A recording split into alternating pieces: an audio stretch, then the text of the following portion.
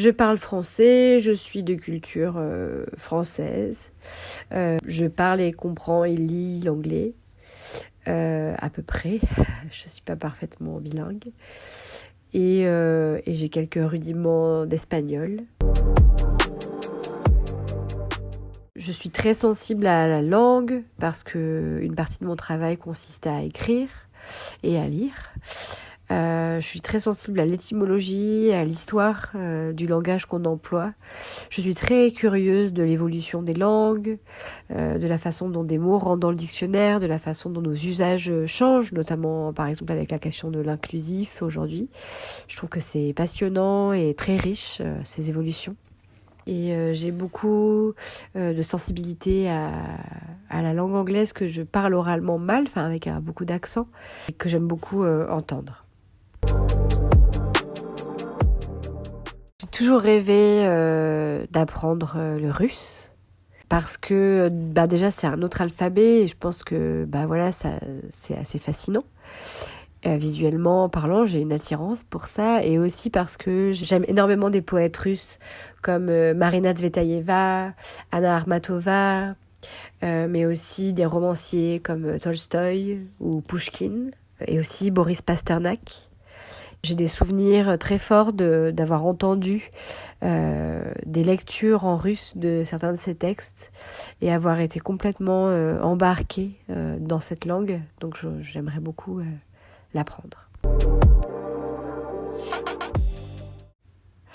Je n'ai pas de lien particulier avec les langues suisses, mis à part le français que je parle. Si ce n'est que récemment, en tant qu'éditrice pour la maison d'édition Pétrole Édition, j'ai édité le livre d'une artiste qui s'appelle Laetitia Romanini, qui est une artiste luxembourgeoise qui a fait un travail sur les frontières du Luxembourg et qui nous parlait de son rapport au multilinguisme propre au Luxembourg dont elle est originaire. Et qu'elle parle du coup plusieurs langues, les langues de ses parents qui sont immigrés, mais aussi les langues propres au pays. Et je fais ce parallèle avec la Suisse en me disant que peut-être finalement les langues suisses pouvaient aussi avoir ce même lien là. Pareil, je n'ai pas de lien particulier avec le bilinguisme de Bienne, si ce n'est que je suis sensible à l'allemand de par la littérature allemande. Encore une fois, mon point d'accès aux langues est souvent la littérature et les textes. Je ne lis pas l'allemand, mais je suis très sensible à plusieurs auteurs allemands comme Sebald, de langue allemande ou Kafka, entre autres personnes.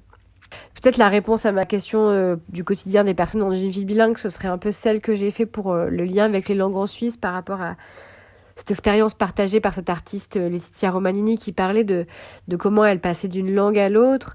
J'imagine que c'est une vraie richesse de pouvoir s'appuyer parfois sur une autre langue pour venir préciser une pensée qui n'a pas tout à fait la même saveur ou la même précision dans la première langue auquel on a fait appel.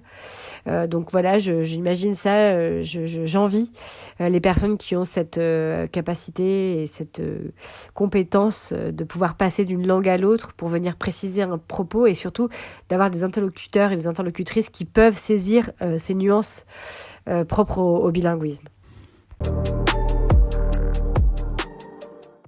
Et un mot de la fin, en suisse allemand ou en français, phototag. Je ne sais pas si j'ai donné le bon accent, mais je suis très heureuse en tout cas de participer à cet événement très vite.